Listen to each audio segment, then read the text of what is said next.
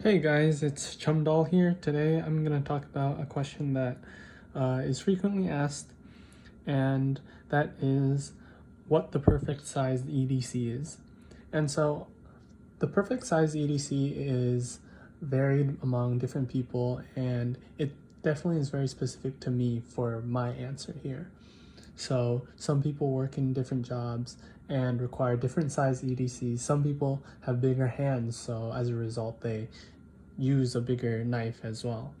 And so what I talk about here is mostly my experiences and from my own perspective.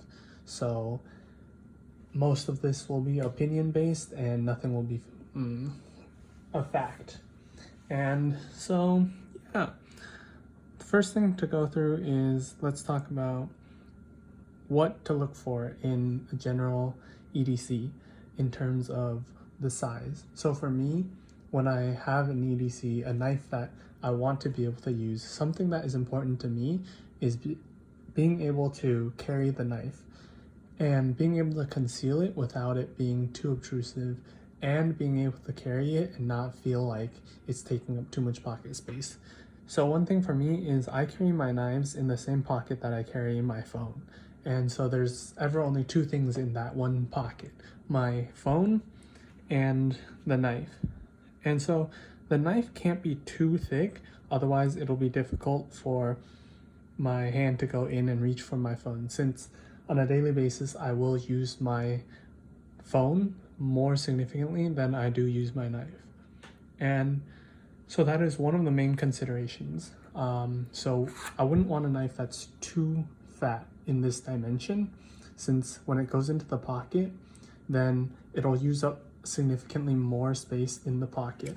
So a knife like this, although it has great ergonomics, I end up not using it too often compared to other knives that are skinnier, such as the ZT. So this knife, it's really skinny and it fits really nicely in the pocket, and also doesn't take up much space, as well as having a good ergonomics. So that is one of the things that I consider. And after that, the next thing that I consider is, well, the handle size.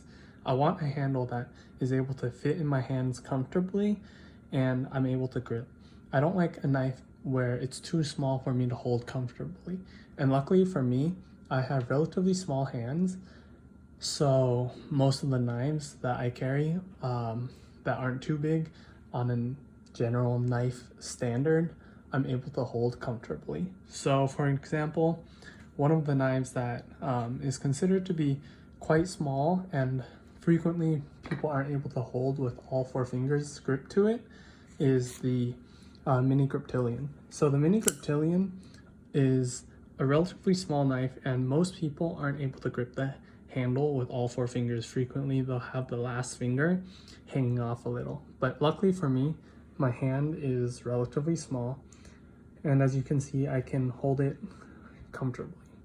However, one thing to note is that despite having the ability to hold it with all four fingers, I do like slightly more handle sticking out, which allows me to hold it even more comfortably. So a great example of that is the Hogue Mini RSK. This has a handle length that is just marginally longer than the Mini Griptilian, and that slight length increase allows me to hold it just much better and much more comfortably. So now that we talk about the handle length, usually the blade length follows with the handle length. Usually the longer the handle length, the longer the blade length. Obviously there's still changes, and there are exceptions in that some knives have super long handles but very short blades. So this, for the Para 3, the cutting edge is quite short compared to the handle. So in this case, you don't get much blade for the amount of handle that you're carrying. But usually that's not a problem for me, since most of the tasks that I have don't require a super long blade. But one thing is the area that I live in isn't super welcoming to knives, and so frequently having a smaller knife is important, which also works out for me because I'm able to carry small knives and use them comfortably. So with, say, the mini grip, the mini RSK, I'm able to hold it. And one thing that should be considered is how the size of your hands affect the perception of the size of the knife. So me having smaller hands, having a bigger knife, even slightly bigger, makes the knife appear a lot bigger when I'm holding it. So for example, the Osborne. This knife isn't considered very big. The blade length is about 3.4 inches. And so on many scales, it's not considered to be a big knife. And most people are able to carry this knife comfortably without it seeming big. But I think for me, because my hands are small, when I do carry it, it appears a lot bigger than for someone else who may have bigger hands. So when I'm holding this, it does feel quite long, and when I'm holding it outside and using it outside, it does feel like it's extending out from me more than would seem reasonable. And living in a place that isn't very open to knives, it would cause people to be more scared. So generally, the limit for the size of the knife that I carry is about 3.25 inches. Anything above that starts to feel a little bit longer, and anything below that is a good size. So for example, this is the Lil Native, the Spyderco Lil Native.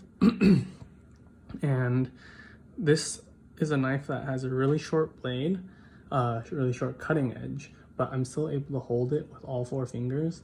And so this knife, when using outside, won't give off a very scary impression. And so ultimately, the knife that you do carry and the size of the EDC does vary depending on not only your use cases, but also your hand, what fits you, and many of the different needs of what you need an EDC for. And for me, there's not too many heavy cutting where I need a super big knife that is more clunky, and so I'm able to carry smaller knives, as well as the fact that my hand is smaller, allowing for me to carry smaller knives. And like I said, everything I've said here is just for me and for my own use cases. But yeah, thank you guys for watching.